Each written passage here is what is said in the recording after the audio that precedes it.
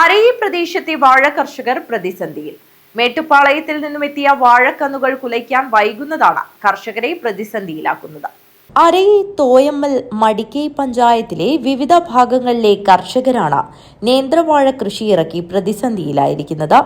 മേട്ടുപ്പാളയത്തിൽ നിന്നും എല്ലാ വർഷവും വാഴക്കന്നുകൾ വാങ്ങി കൃഷി നടത്തുന്ന ഇവർ ഇക്കുറിയും വാഴക്കന്നുകൾ വാങ്ങി കൃഷി ആരംഭിക്കുകയായിരുന്നു. എന്നാൽ മേട്ടുപാളയത്ത് നിന്നും 4.5 മാസം കൊണ്ട് കുലയ്ക്കുന്ന കുള്ളൻ വാഴകളുടെ കന്നുകളാണ് ഇവർ മുൻപ് കൃഷി ചെയ്തു വന്നിരുന്നത്. അതായാൽ മഴക്കാലം വരുന്നതിനു മുൻപ് തന്നെ കുലകുത്താൻ കഴിയുമായിരുന്നു. എന്നാൽ ഇക്കുറി മേട്ടുപാളയത്തിൽ നിന്നും എത്തിയത് സ്വർണ്ണമുഖി നേന്ത്രവാഴ കന്നുകളാണ്. ഇത് 9 മാസം വേണം കുലയ്ക്കാൻ, 3.5 മാസം പിന്നെയും വേണം കുലകൊത്താൻ. ഇനി വാഴ കുലച്ച് കുലകൊത്താൻ ആവുമെന്ന പ്രതീക്ഷയും കർഷകർക്കില്ല. കാരണം ഇനി വാഴ കുലച്ച് കുലകുത്താൻ മാസങ്ങൾ വേണ്ടിവരും.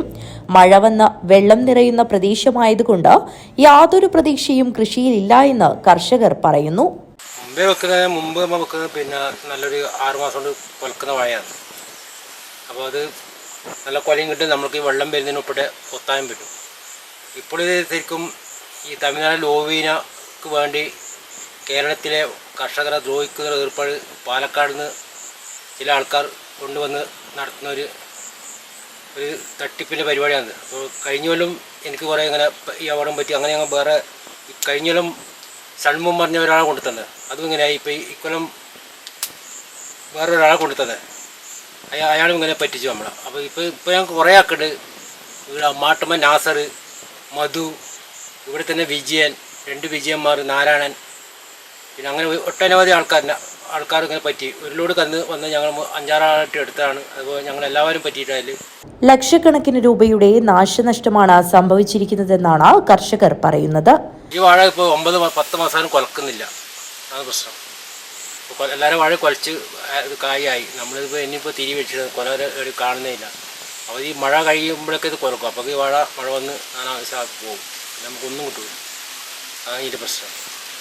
ഇത് നമ്മൾ കന്ന് വാങ്ങുമ്പോൾ ഇത് അറിയുന്നില്ല ഏതാത് കന്നുന്നില്ല. അത് വെച്ച് ഈ കൊലക്കാനാകുമ്പോഴാണ് ഇതിൻ്റെ സംഭവം കിട്ടുന്നത്. അപ്പോൾ മാട്ടുമ്പോൾ ഇപ്പോൾ എല്ലാവരും വെള്ളം ഒഴിക്കാതെ ഒഴിവായി.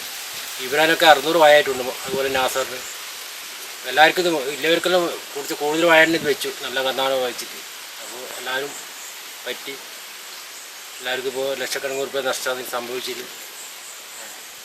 ഇനിയിപ്പോൾ വെള്ളം വരുമ്പോൾ ഒരു വാഴയിൽ കൊലച്ചാൽ ഞങ്ങൾക്ക് ഒരു ഉപകാരത്തിന് കിട്ടുകയും ചെയ്യില്ല.